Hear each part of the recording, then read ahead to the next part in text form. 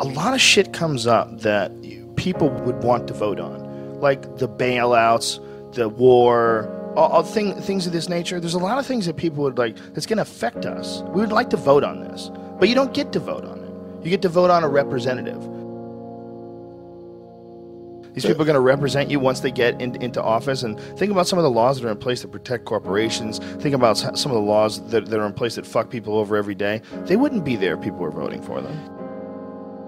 We all have this desire to have someone lead us. We all have this feeling where we need someone who's smarter and wiser, who represents us.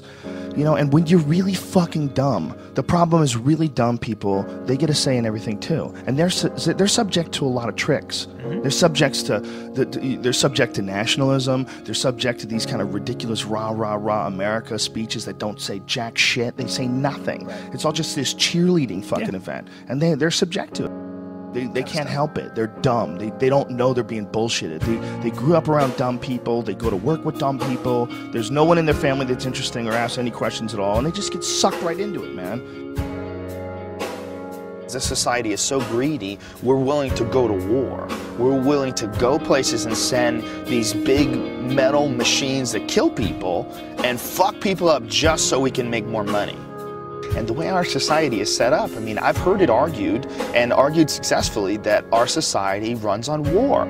You know, it runs on the domination of the other parts of the world. And literally, that's the only way you can control a gigantic chunk of the globe. You have to keep everybody down, you know, and that's what our society is based on. We can't be fighting over each other because, you know, this guy's like 1 million people die in Iraq, and everybody goes, hey, as long as it doesn't happen over here. But it is, that is over here. It's just over here, over there. It's the same thing. It's the people you don't know that were born somewhere else who fucking got jacked. You get trapped in that whole idea of, you know, this is my team, these are my people, and, you know, someone fucking plays a country music song and throws up a flag, and I'm in. Fuck it. It feels good. Feels good to be in, right? Feels good to be, God bless America. Feels good. Singing around with a bunch of other people and you're all drinking. We're the fucking baddest motherfuckers on the planet. Woo! And that's how people get recruited. It's a clusterfuck, man. These poor fucking kids, man. Could you imagine being 18, 19, being talked into doing this shit for a bunch of bloodthirsty motherfuckers who just are trying to get whatever they're trying to get over there, whatever the fuck it is, whether it's lithium, you know, minerals in the mountains that they use to make cell phones, whether it's 90% plus of the world's opium supply, 90% That is a multi-billion-dollar business. And if you think these fucking industrialist cocksuckers that are running the world are going to leave that money behind, you're fucking crazy. Dude, they've got United States Army troops guarding Poppy Field. There's fucking so much heroin there. I mean, it's incredible. The fucking brother of the president of Afghanistan, his brother was selling heroin and getting paid by the CIA. I mean, god damn it. Heroin is absolutely addictive, okay? People who try heroin get hooked. Heroin is everywhere, okay? So you need to sell it. Someone's selling it. Who's selling it? I don't know, but 90% of it comes from this one place where we have to be to save our freedom. You can't criticize it, because if you criticize it, you're a shithead. You don't appreciate the troops and what they're doing for you, and that's not the case at all. I just don't like the idea of these fucking people leading us in any direction where you need to sacrifice your life. Well, I don't believe it. I don't believe them. When there's been so many fucking lies. I mean, the more you look it up, the more, I mean, go into any of the stories on the weapons of mass destruction before we invaded and compare them to what we actually know that they really knew when they said that. It's like they did it on purpose. They wanted to get in there for whatever fucking reason. And if it's some crazy, the world is going to end if we don't stop this, but we can't tell you shit, like, I would love to believe you. I would love to believe that the reason why you're not telling us exactly what the fuck is going on is because you're really protecting us from some insanely evil thing that if we knew about it, society would collapse. But our strong, brave, powerful leaders are going to guide us without our knowledge. I would love to believe you. If you weren't all full of shit. We're going to have to step back and look at it all in a different way. And I don't think you're going to get that from just voting for president and dealing with all this nonsense that we have right now with the two-party system. We're spinning our wheels. We're not getting any traction. This is all nonsense.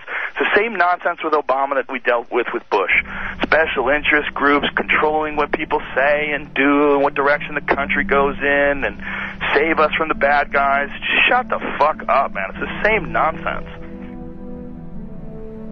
Operation Northwoods was something that was plotted out during the 1960s, signed by the Joint Chiefs of Staff, where they were going to fake terrorist attacks on American civilians and blame it on the Cubans so we could go to war with Cuba. It involved a bunch of shit, like blowing up a jetliner. They were going to have a drone jetliner and blow it up and say that people died on it, and this was going to get everybody fired up about going to war with Cuba. They were even going to attack Guantanamo Bay. They were going to arm Cuban friendlies to attack Guantanamo Bay so that we would have to go to war with Cuba. This is like our own government. They plotted this out. This is like real shit. I remember when I saw JFK, the Oliver Stone movie, and that was like part of the premise that JFK, that Oliver Stone was pushing in this film, is that they killed JFK because they wanted to stay in Vietnam because they were making a lot of money in Vietnam. And I remember at the time seeing that movie going, that is absolutely ridiculous. Who the fuck believes that? Are they going to start wars and keep wars going just so that they can make money, even though it's not a real war, it's not a just war? Nobody wants to go to war. That's stupid hippie bullshit. Well, as I got older and I started investigating history, you know, from way back to Vietnam, to the Gulf of Tonkin, to all the shit that happened when Kennedy and Nixon were in office, to all the shit that happened with Reagan and the Contras in Nicaragua and the Sandinistas, and all the different various things that have happened in human history where it's clear that the United States is, you know, we're fucking around with all kinds of things all the time to make money. And that there's a bunch of people that are profiting off of war. And then they're not just profiting like a little bit of money here and there. You look at like what's going on with like how much money Halliburton made from the war. We're talking like billions and billions of dollars. That's like real money. Eisenhower leaving office, and he's giving a speech warning the American people about the power of the military-industrial complex. You know, when you watch that, you're like, well, here is a sitting president who's leaving office, but the most important thing that he wants to tell people is that you have to be careful because there's a machine here that wants to go to war. There's a business behind going to other countries and fucking people up and taking their shit. And they come up with reasons to do this. And they sacrifice American lives to do this. And they do it for profit. And it sounds absolutely ridiculous. It sounds absolutely outrageous that the greatest country on earth could be involved in something like that from the get-go. But yet, that's what history says. That's how it points. It points in that direction. It points in that direction that it's going in. In the councils of government, we must guard against the acquisition of unwarranted influence, whether sought or unsought, by the military-industrial complex. The potential for the disastrous rise of misplaced power exists and will persist. We must never let the weight of this combination endanger our liberties or democratic processes.